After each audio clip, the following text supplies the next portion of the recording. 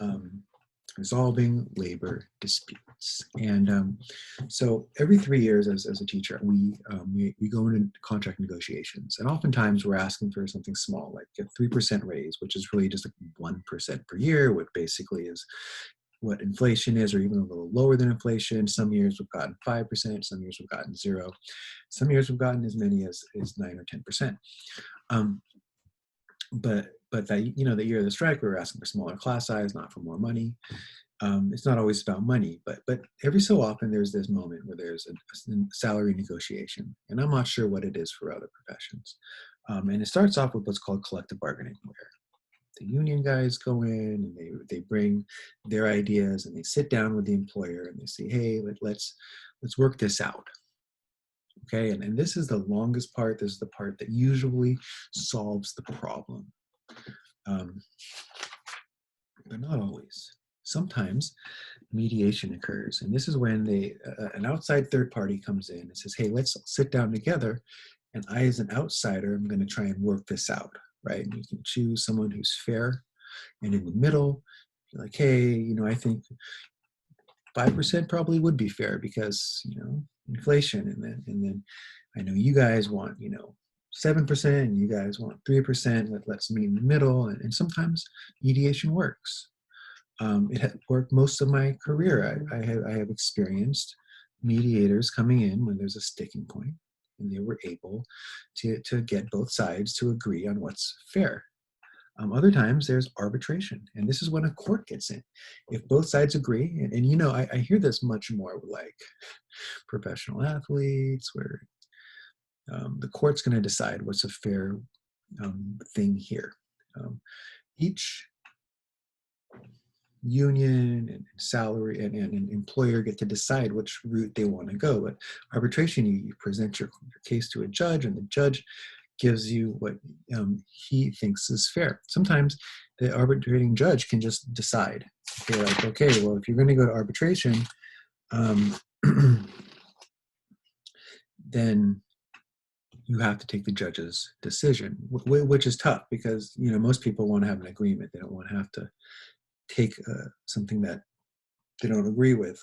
So oftentimes that is not something that happens. Then there can be a fact-finding moment where a third party comes in, a neutral third party, and they okay, well, let me get all the facts together, right?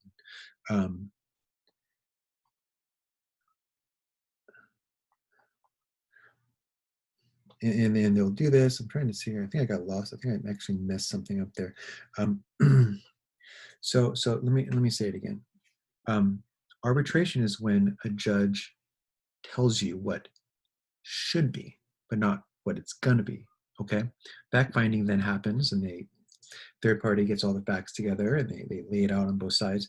An injunction is then when the judge tells you how it's going to be. So mediation will agree. Arbitration, a judge or a third party will tell you how it should be. Fact finding is just that, is getting the facts together. Injunction is when a judge makes the decision.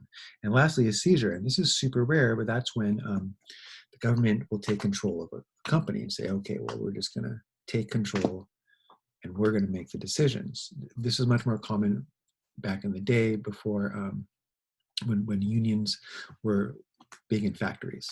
And then sometimes they would have to come in and take control of a factory and say, we're just going to solve this dispute ourselves. Super rare, happens sometimes. Even rarer is when the president decides that he will intervene. And the only time I can remember this happening was when Reagan in 1980 stepped in to a air traffic controller negotiation, and he just said, you guys have to take this deal in 48 hours or I'm going to fire all of you. And he did. He fired all of the air traffic controllers. This is President Reagan making that speech in 1981 or something. He was a very young guy back then.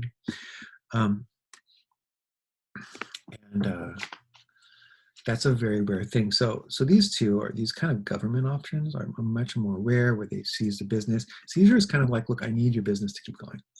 Okay, maybe you provide electricity, and I can't have you going on strike. I'm sorry, but you can't go on strike because I need electricity, or else everyone in the city doesn't get electricity. Boom, grabbing hold of the situation. Same thing with air traffic controllers. Look, the reason why Reagan fired these people is because we need air traffic controllers, or else there'll be no more planes flying. So they had this like power in the negotiation, like, well, we're just gonna not work then, and then there'll be no planes flying. And Reagan said, well, we need those planes flying, so I'm gonna step in. Okay, so the last two are really government stepping in. Again, injunction is when the judge decides, fact finding is what it is, arbitration is third party giving an opinion, mediation, we just agree, collective bargaining. And then if all else fails, at some point you can go on strike. We personally have to go through like the first 4 steps before we were allowed to go on strike. There are rules in place. Um, and on every business, everyone has different rules. Police, for example, cannot go on strike because we need them in our streets, where at least when we went on strike, students could still go to school and be watched as daycare, but that kind of thing, like it wasn't needed. And then of course, like when Ralph's went on strikes a few years ago, or there was an MTA strike, they have their own set of rules of what the collective bargaining is going to look like. But yeah,